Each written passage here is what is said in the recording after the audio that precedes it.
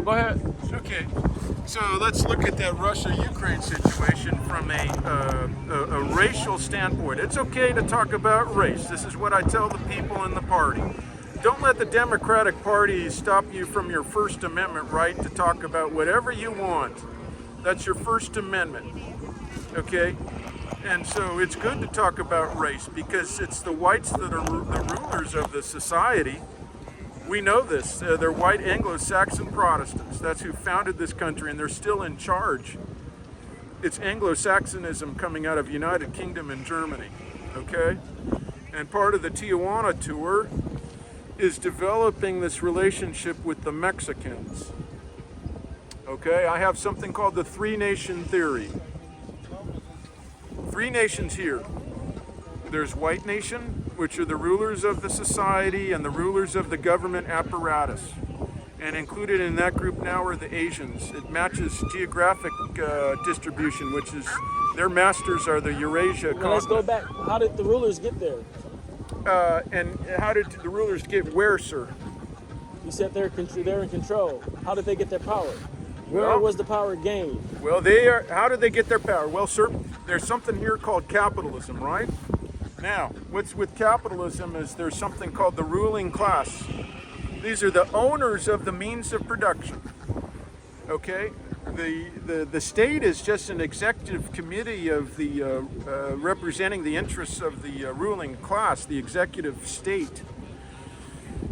They are at the mercy of the ruling class. The ruling class tells them what to do. You know, don't be fooled by Biden, or this is a Biden-Trump dictatorship. Don't be fooled by it. The real rulers of the society are the rulers, are the owners of the means of production. And who are the owners of the means of production? It's an obscure topic. You know, nobody's going to step out and say, well, I'm the owner of the means of production, John. Because if you had all that money and all that power, would you step out into public? Like, for instance, Elon Musk or, Bill Gates or Donald Trump. You know, these are just small guys. Oh, wow. These are the dumb ones, right? Because the ones that, the Tao says that too. You know, the best ruler is the one that the people barely know about. This is the big bourgeoisie. The owners of the means of production, I'll tell you how to figure that out. Let's go, for instance, to General Motors in Detroit, in Michigan. All right? You got to look at the economy. This is basic Marxism. Are they still there? Well, it's a good question, sir.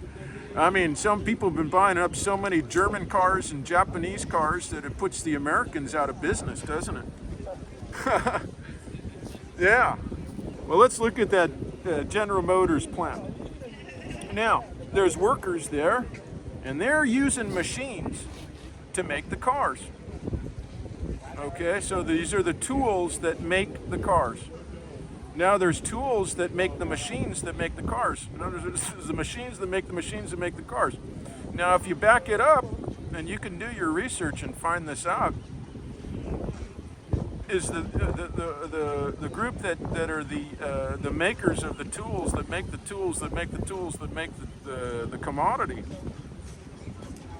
You know, I mean, if you look, for instance, at the telephone or the iPhone or the smartphone, you can determine it somewhat from, for instance, the telephone lines. Who are the owners of the telephone lines? We don't know their names. We know who Donald Trump is, and everybody can point their finger at him and get mad at him. That's what they love. They say, oh, well, let's get those stupids out there. Trump and Musk, right? Because then the people can get mad at them. You know what I mean? And so here he is. What I'm saying is, sir, with the Tijuana tour, is that everybody needs to have their pipes cleaned. You know what I mean? That's good for the body, and it's good for the mind. And one of the things down there is that we've got to focus on cleaning the Chinese out of Tijuana. Now, when I walk around this boardwalk with my cardboard sign that says Tijuana Tour,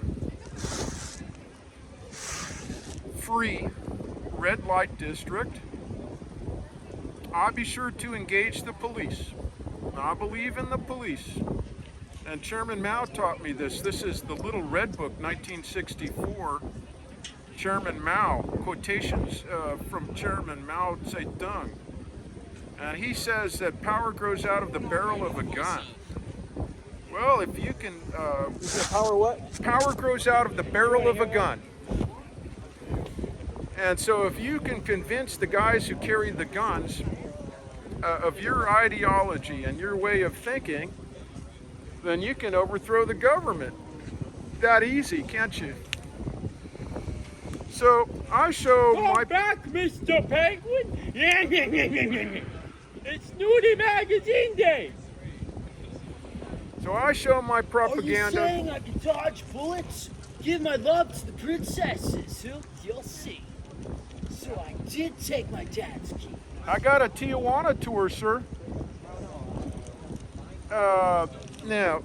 So anyways, when the Los Angeles Police Department down here, when they are walking down here or they're in their car, Of course, you got some splendid tutu!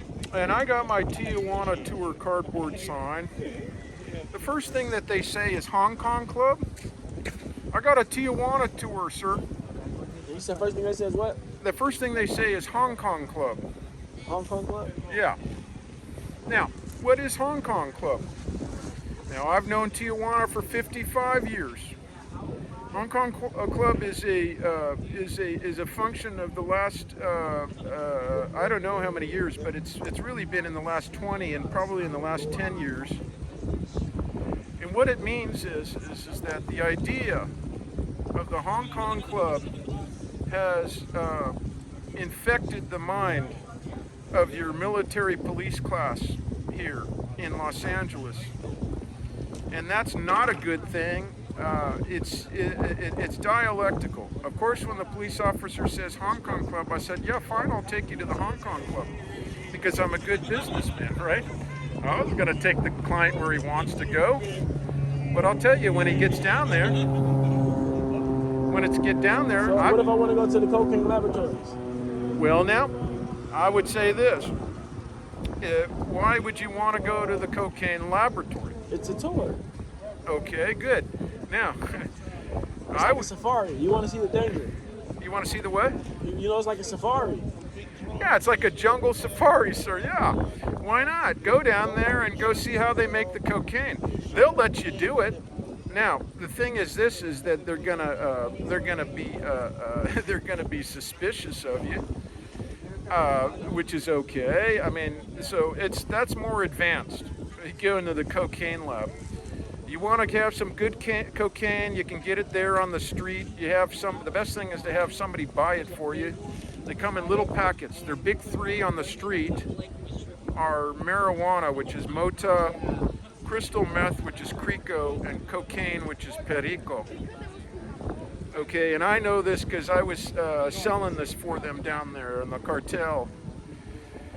And that's how I got an association with the club, because he saw that I was working with the cartel, and I had the courage to advertise on that street. So now, you know, it's more risky, of course, to help them sell drugs than it is to help them sell pussy. Okay, so that's why I moved over to the strip club, because what happened is that when the police round the corner, okay, and the cartel says, okay, Juan, they said, when you see the police, what you do is you warn us. You say, muévete, muévete, which means move it, move it. And that's why they look out for each other, and then they run into the clubs on that back alley in order to hide from the police or the military. Well, here I was hiding on the side street, and at Hong Kong, they were running into Hong Kong, and I don't like it because Hong Kong, they check they put you through a metal detector. So what I was doing was I was saying muévete, muévete, and then I go around the corner and walk into one of the bodegas or the restaurants. Well, they figured me out, and then the police pulled me over. I don't carry any of it. Thank God. You know, they were checking for that, and they wanted to check for weapons. And I said, look, I'm a pacifista, and they called me amigo. Those police down there. What's the pacifisto? as a pacifist, somebody who believes in peace. Oh, okay. So I don't carry any weapons. It's ridiculous for me as a politician to carry something, because the Tao says, you look, if you carry something around, it's possible that sooner or later you're going to have a problem. So I let other people carry. I do my best to get out of a bad situation. I know how to box my way out of things if I have to, but I never get to that point. And this is what I teach people on the Tijuana tour, is that a lot of Mexico is eye contact and listening. The Mexican Oscar down there is one of the Mexican intelligence agents. He goes like this, right? What does this mean? Shut up and listen. Shut up, listen, and look around. You'll notice the Mexicans, they do better with the eye contact. And you can tell immediately if somebody has a bad face on them. This is how you mitigate your risk in Tijuana. It's a risky place for sure, but again, a lot of it has to do with propaganda that the United States constructs against Mexico. The United States hates Mexico at a certain level and is afraid of it. The white boy is very scared in Tijuana, and this gets back to my three-nation theory. White boy scared in Tijuana. The black person and the Jew are not scared. Okay, African Americans and black people are much more comfortable there than they are in the United States of America. Okay, it's a different nation. It's a Mexican nation, which is fundamentally indigenous, and it's mestizo. And what happened was in that country is that they married in to the indigenous peoples. Now, up here in the United States, you'd hear occasionally about the white guy taking what's called a squaw for his wife, which is, the Native American woman. But most of the time, they were genociding the Native Americans up here in the United States of America, and they were putting them on these concentration camps, which are called reservations. And then they're corrupting them now with the casino.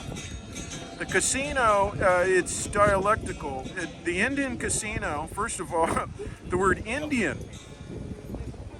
the Mexicans find it insulting to be called, for instance, Indians. The people up here still use the word Indian. More people are using the term Native American. And so why are these Native Americans called Indians? That's another deep issue, and it has to do with Christopher Columbus thinking that he was an Indian. Well, since you said Indians, are you familiar with the $5 Indian? I've heard of that. Tell me about, what is the $5 Indian, sir? Since you brought up Indians, I was asking you to see whether you're familiar with the $5 Indian. Well, I don't know what that is. You tell me, sir. What's $5? I'm not quite sure. It's just a phrase I heard about the $5 Indian. Well, there's the $5 Indian, and there's the 5-cent. There's the 5-cent Indian. The big one's 20, the small one's 70. Which is now the 5-cent Indian is, there used to be an Indian on the back of the nickel. In other words, you'd have Jefferson on the front and then the Indian on the back. It'd never make it nowadays because of the political correctness of the society. You can't put the Indians even on your sports teams anymore, which is okay. You don't want to call, you want to call them Native Americans. Here, for instance, is a nickel.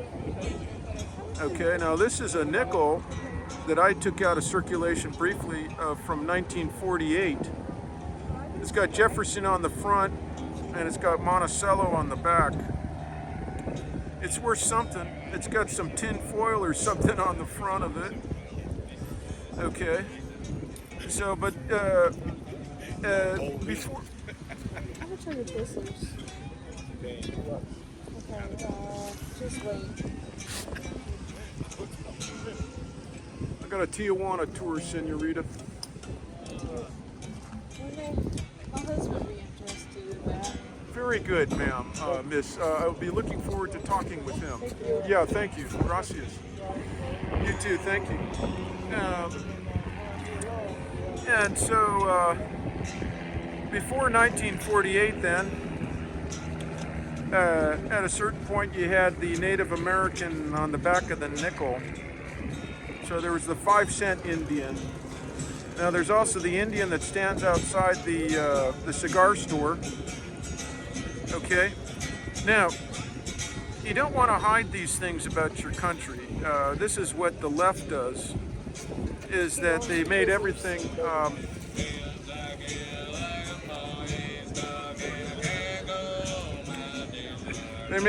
so politically correct that you can't, they try to make it difficult for you to talk about things openly.